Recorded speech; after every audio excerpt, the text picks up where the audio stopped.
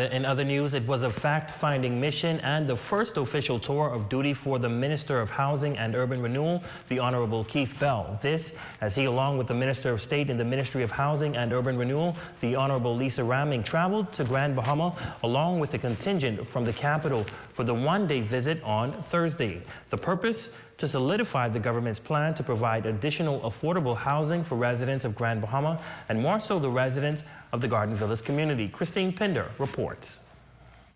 As the government moves to begin its housing project for Grand Bahama, Minister of Housing and Urban Renewal, the Honorable Keith Bell, along with Minister of State, the Honorable Lisa Ramming, were accompanied by the Minister for Grand Bahama, the Honorable Ginger Moxie, and Deputy Director of Urban Renewal on Grand Bahama, Senator the Honorable Kirk Russell, to tour two of the initial housing projects aimed at improving living conditions on the island.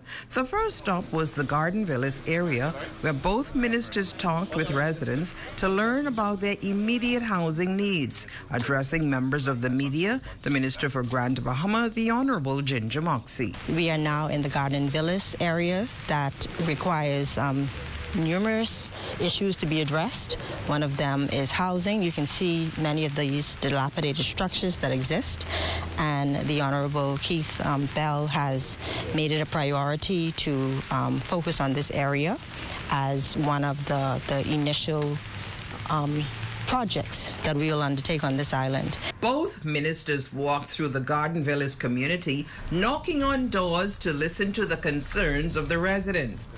While these residents describe their needs as pressing, proper housing accommodations and immediate employment topped the list. The Minister for Grand Bahama, who has a passion for improving the lives of citizens of this island, was willing to register them for the beautiful Grand Bahama program and take immediate steps to improve their lives. We've had meetings this morning with the Grand Bahama Port Authority, also with the Grand Bahama Development Company. We've also had tours at various facilities that will help us to carry through some of these projects that we want to do. But I'm just excited that we will begin to see action, because there's so much that our people have been going through. And so we are working hand in hand. That's the Ministry for Grand Bahama, the Ministry of Housing and Urban Renewal, to ensure that we not only bring relief, but that we revitalize these communities.